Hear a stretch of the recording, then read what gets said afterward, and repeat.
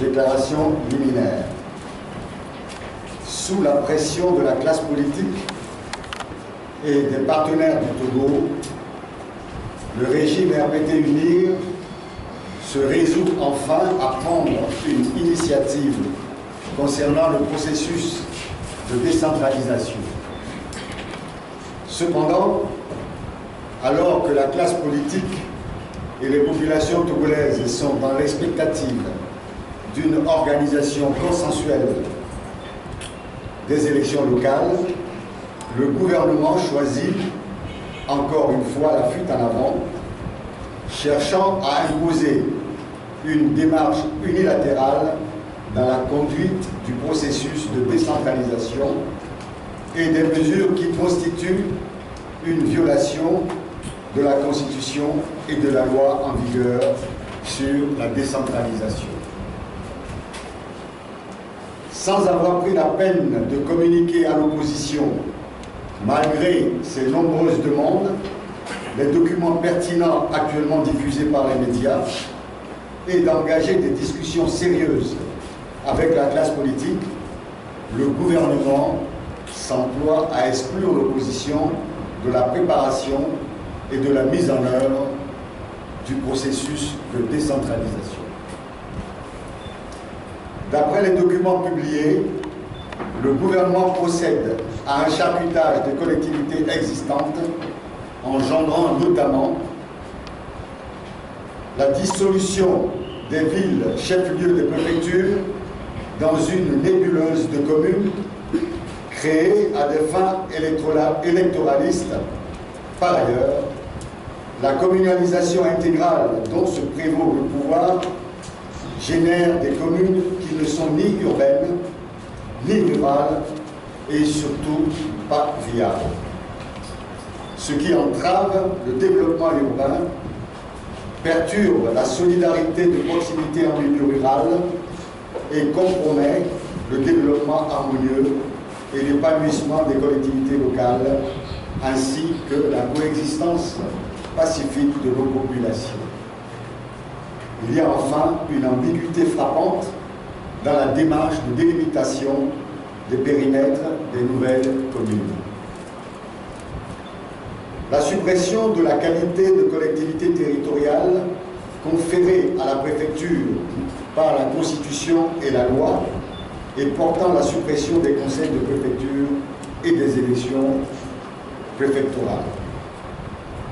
La désorganisation des assemblées délibérantes élues et des maires par le maintien d'une administration infracommunale incarnée par les représentants du pouvoir central que sont les chefs cantons et les chefs de village ou de quartier des villes. Ce faisant, le régime RPT UNIR instaure une dualité de pouvoir à la base dont l'exploitation perverse a déjà commencé avec l'opération de charme du chef de l'État à l'adresse des chefs traditionnels, chefs de nos cantons et de nos villages.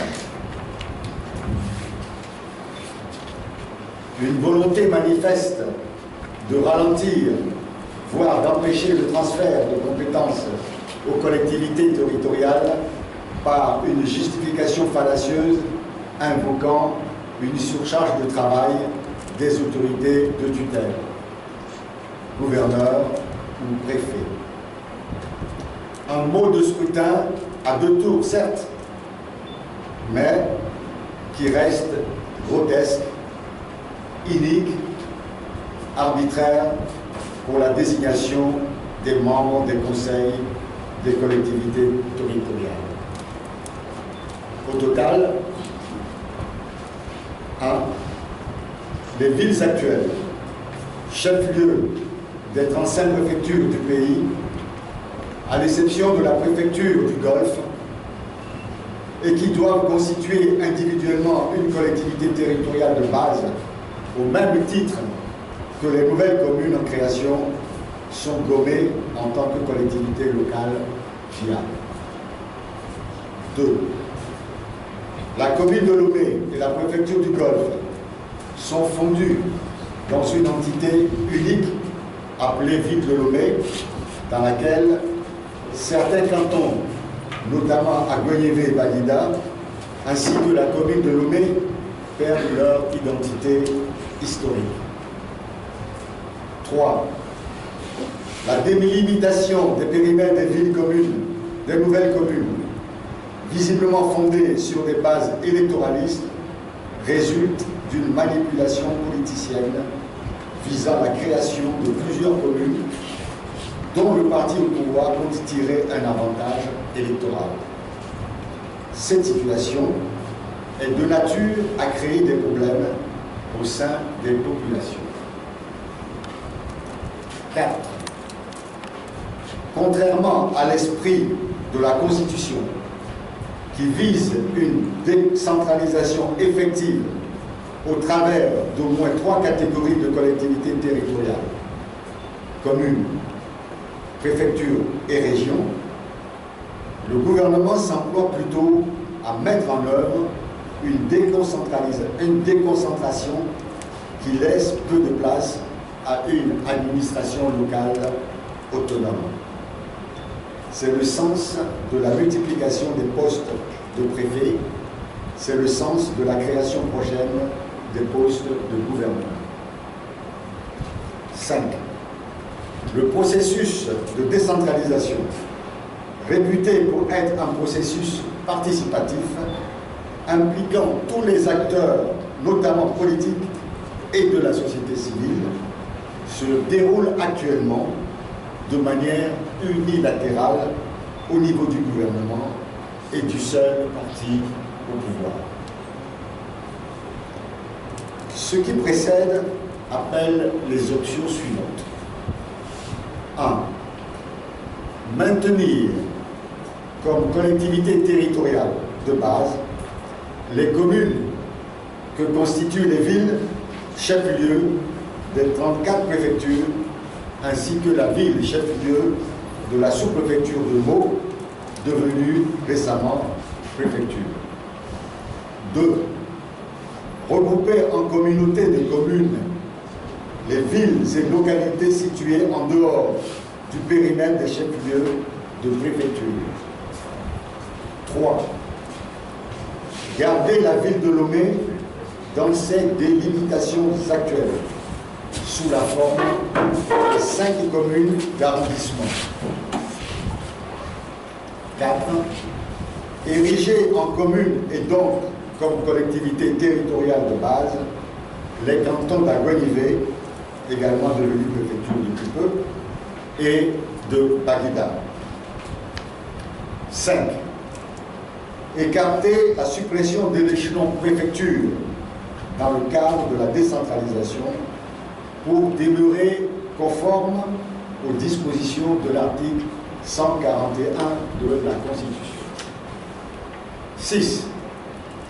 Privilégier, conformément à la Constitution, une administration réellement décentralisée et non une déconcentralisation qui tente à créer des postes de gouverneurs en plus de la pléthore de postes de préfet.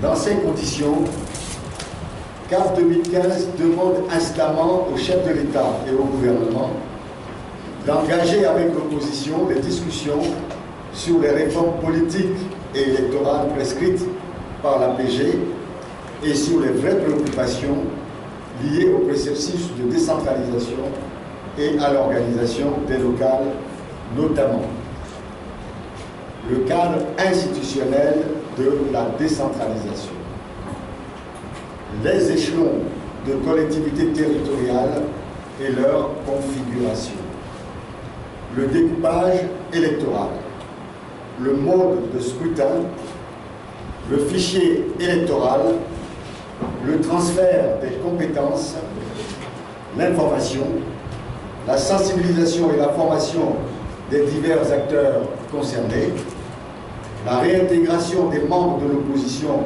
au sein de la Commission électorale nationale indépendante, CENI. CAP 2015 tient à rappeler que depuis presque un an, ces représentants à la CENI sont interdits d'accès et de travail dans les locaux de la CENI. Cela en violation flagrante de la Constitution, du Code électoral et du règlement intérieur de la CENI. De plus, cette interdiction arbitraire enlève à la CENI sa composition paritaire prescrite par la BG et valide de ce fait et invalide de ce fait ses travaux. En conséquence, CAP 2015 demande instamment que ses représentants soient rétablis dans leur droit. CAP 2015 dénonce et condamne fermement la conduite unilatérale et en catimini du processus en cours par le chef de l'État et le gouvernement qui se refusent à mettre les documents pertinents de la feuille de route de la décentralisation à la disposition de tous. Il urge de convenir de manière transparente d'un calendrier conséquent, assorti des grandes lignes d'un chronogramme réaliste pour la gestion consensuelle du processus de décentralisation et l'organisation des prochaines élections locales. Fait à Lomé le 7 avril 2016 pour CAP 2015, la présidente, Madame Brigitte Kafui Adjamandou Johnson.